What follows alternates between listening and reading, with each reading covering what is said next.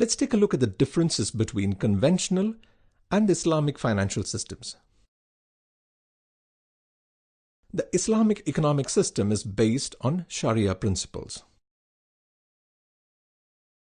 The Islamic economic system is concerned about the moral implications of the business for which the money is used. The greater the risk, the higher the return. The higher the return, the more attractive the deposit product will be.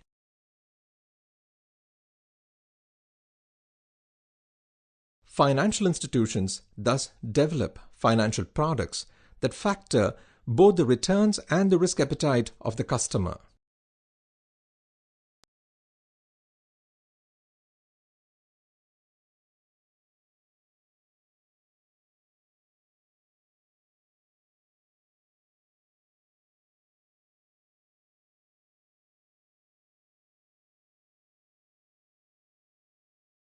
Islamic finance, while following the basic parameters of conventional finance, has an added mandate of Sharia compliance. Sharia has laid down the rules for the economic life of people like Ilyas and Ahmed. The main difference between the conventional economic system and the Islamic economic system is that the Islamic economic system is based on Sharia principles. Islam aims to minimize the social differences and help Muslims live in peace and harmony. Islamic financial system is based on equity and risk sharing, whereas conventional banking system is interest-based, which tends to yield risk-free return. In the Islamic financial system, the relation of investors to the institution is mainly that of partners, whereas in conventional banking, it is that of a creditor and a debtor.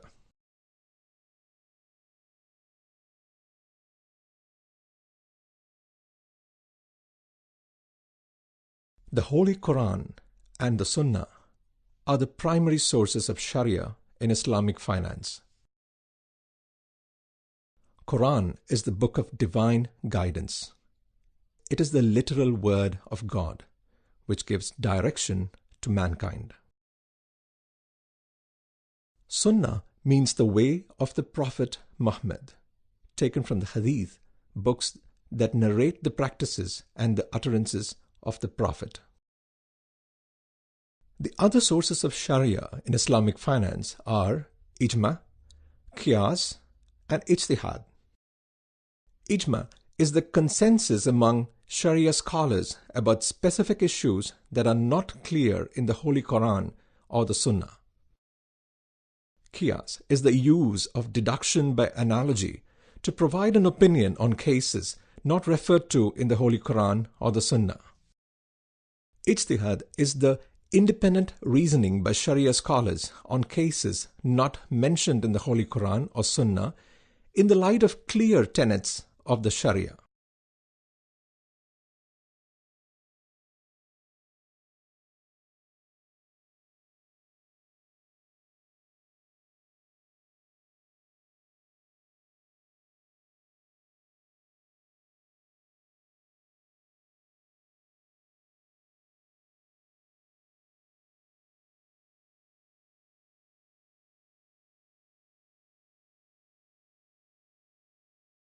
Some of the fundamental principles of Islamic economics are Zakat. The religious tax, Zakat, is introduced to narrow the gap between the rich and the poor. The wealthy should give a percentage of their earnings to the needy. Sharing of resources. All material goods are the property of God. Human beings are just His trustees. It is unlawful to hoard food and other basic necessities. Everyone is required to behave responsibly and honestly and play a role in ensuring a just society. Extravagance. Muslims should be responsible in spending. extravagance and wastage should be avoided. The true servant of Allah is neither extravagant nor stingy, but holds a just balance between those extremes.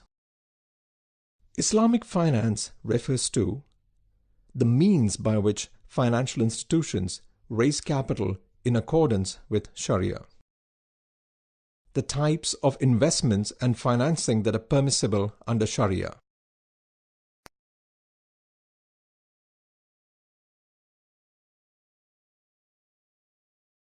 the socio-economic rules laid down in the Quran and the Sunnah are the fundamental principles of Islamic banking. Prohibition of riba or interest, prohibition of gharar or absolute uncertainty, prohibition of wealth from immoral activities, sharing of profit, risk and loss. Riba. The word riba literally means increase. All transactions must be free of riba, whether giving or receiving, whether dealing with Muslims or non-Muslims. The Quran warns that involvement in riba-based businesses is equivalent to waging war with Allah and His Prophet, peace be unto him.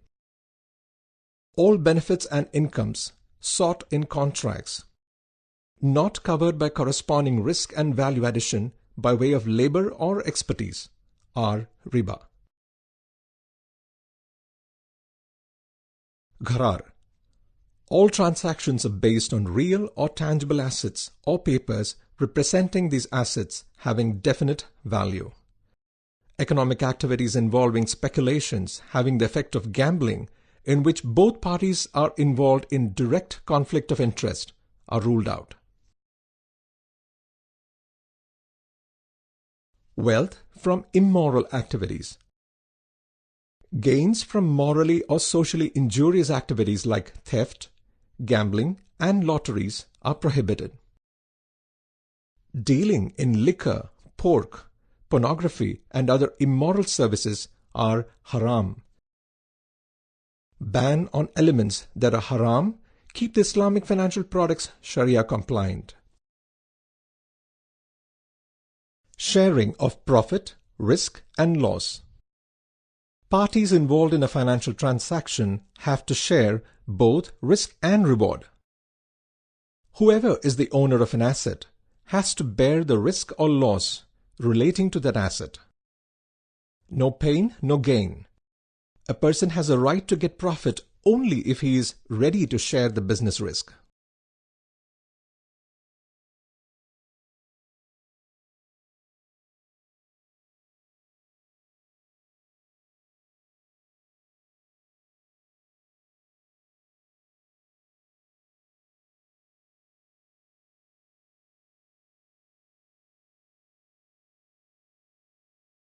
Profit sharing in Islamic law.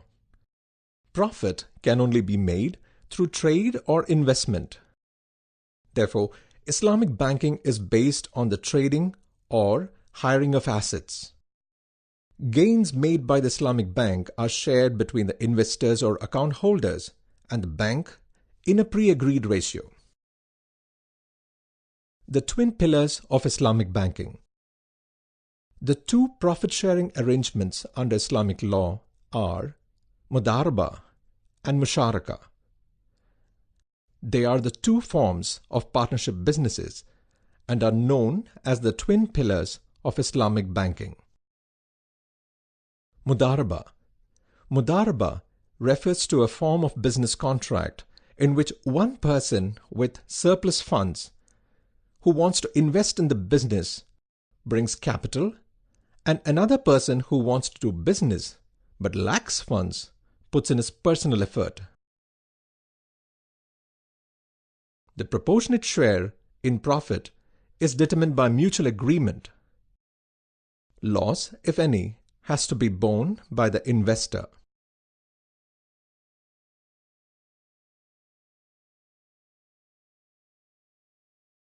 Musharaka. Musharaka is another form of joint business, in which two or more persons or institutions provide finance for a project, all partners have to work for the project. All partners are entitled to a share in the profit in a mutually agreed ratio, but loss, if any, has to be shared by all partners in the ratio of investment.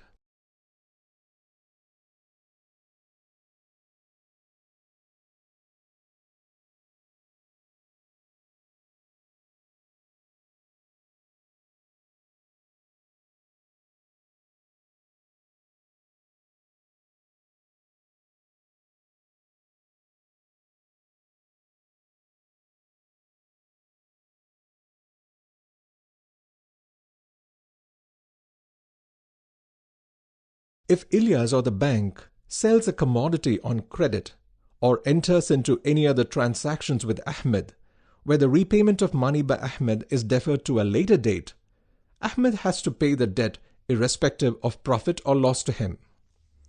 This is a case of debt. Going by the Quranic prohibition of riba, no increment is permissible in loans and debts once created or agreed. The lenders have the right to get only the principal amount of debt.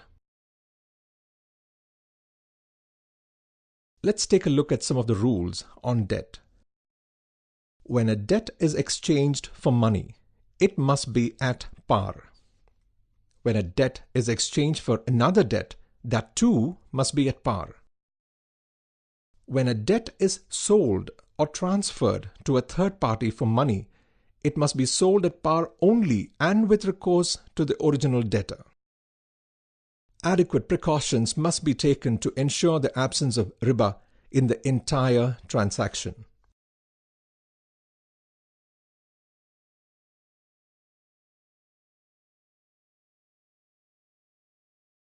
Ilyas was awarded a performance bonus of 1 million dirhams.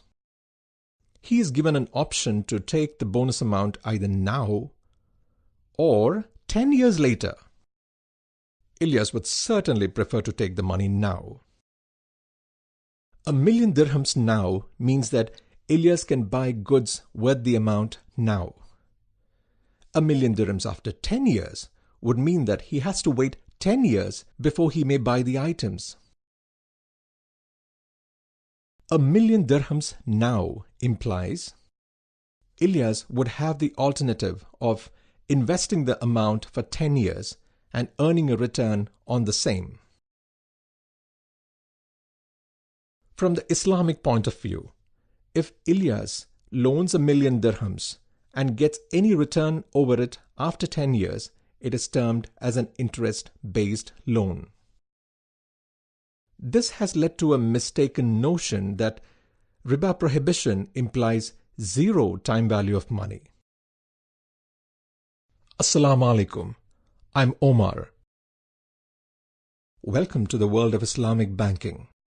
In the next few minutes, you will learn about financial intermediaries, who they are, and the role they play in an economy.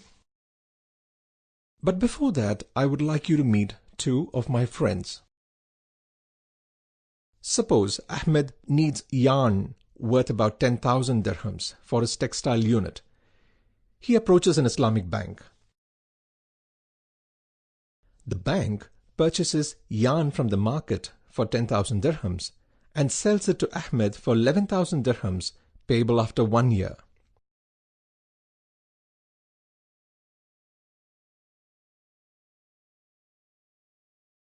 This transaction is perfectly valid and acceptable in Sharia. Here, the bank has taken value for the time given for repayment. Allah has permitted trade and prohibited riba.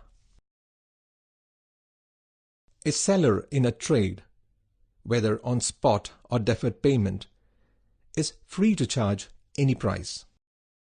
The profit that accrues to him in the sale is legitimate. Normally, the spot price of a commodity may be lower than the deferred price. Such price differential is deemed to be the time value of money. Time value of money in a sale is acceptable in the Islamic framework. But time value of money is not permissible in the context of loans and debts. Suppose the bank sold yarn worth 10,000 dirhams to Ahmed for 11,000 dirhams on deferred payment. The debt receivable by the bank is 11,000 dirhams. The bank can get the time value at the time of pricing the yarn, and the price is settled once and for all. The bank cannot demand any further return on the debt even if the yarn price goes up in the market or Ahmed fails to pay on time. Ahmed may have an incentive to delay the repayment. Ahmed might become selfish and tend to default. Islam obliges Ahmed to fulfill his promise and pay on time. As the system cannot work if debtors do not pay on time, Sharia scholars have allowed imposition of penalty for non-payment. However, such amounts received as penalty would go to charity and will not be treated as an income in the Islamic bank's books of accounts. The Islamic economic system aims at social justice without inhibiting individual enterprise. Ilyas need not compromise on his religious principles while reaping in the benefits on his investment. The financial vehicles envisaged by the Islamic law will benefit the society as well as Ilyas himself. As yet in its infancy, Islamic finance is rapidly gaining recognition throughout the world. Its ethical foundation has drawn the interest of not just Muslims, but also many non-Muslims around the world as clients. While boldly striking a balance between the worlds of religion and finance, the field of Islamic finance is expected to evolve continually in the days to come. Let's recap what we have learned. The basic differences between a conventional banking system and an Islamic banking system. Islamic finance is based on mandatory compliance with the Sharia or Islamic law.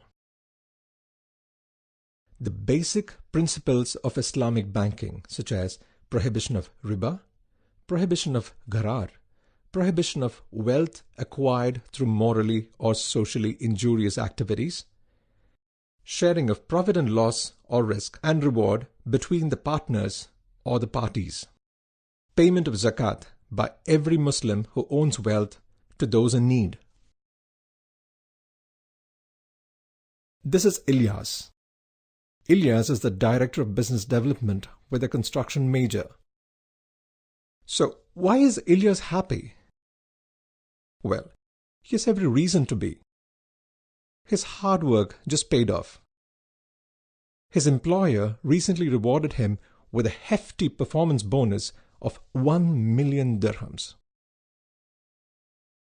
The twin pillars of Islamic banking, Mudaraba and Musharaka, two forms of partnership business.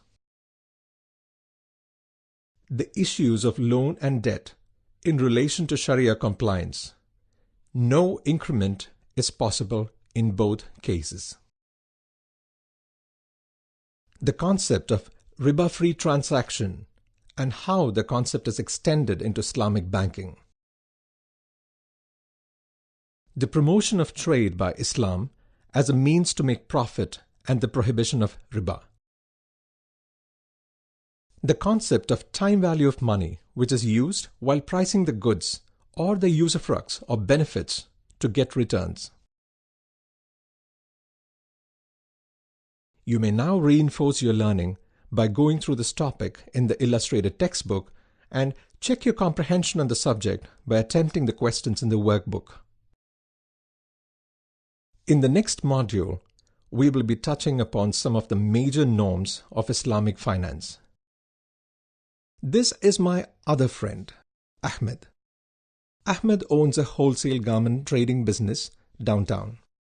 Ahmed recently won a multi-million dirham order to supply a large quantity of garments to a client in Saudi Arabia.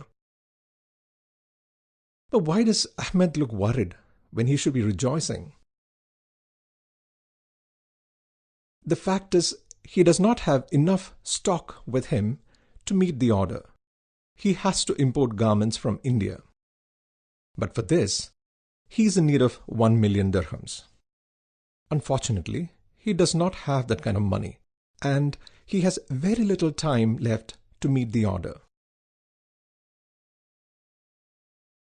So, I have Ilyas who has a cash surplus of 1 million dirhams and Ahmed who is short by 1 million dirhams to meet his working capital needs.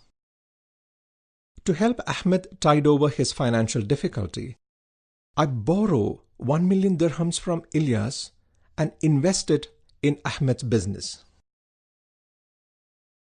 That is, by channeling funds from Ilyas, who is a cash surplus unit, to Ahmed, who is a cash deficit unit, I played the role of a financial intermediary. In any economy, you will come across several cash surplus units and several cash deficit units. The challenge for these economies lies in mobilizing funds from the cash surplus units and channeling these funds to the cash deficit units. My role as a financial intermediary may have worked well for Ilyas and Ahmed. However, as an individual, it would be difficult for me to act as a financial intermediary to these thousands of cash surplus and cash deficit units. So if it is not going to be me, who else will manage this mobilization effort? Financial institutions. These are banks, non-banking finance companies, and stock brokerages. These organizations are responsible for mobilizing funds from the cash surplus units, or the savers, and channeling the funds to the cash deficit units, or the borrowers or the fund users. Financial institutions structure financial products that help mobilize funds from the cash surplus units. For example, Islamic banks have deposit products and mortgage companies sell Islamic investment certificates or sukuk. Before subscribing to any financial product, investors weigh two factors. Investors prefer to earn returns on their investment. How much return do I get from investing? How easily can I convert into cash? Investors fear the element of risk in their investment. Will I get sufficient return on my investment? Will I get a regular return? Can I cash out and exit easily?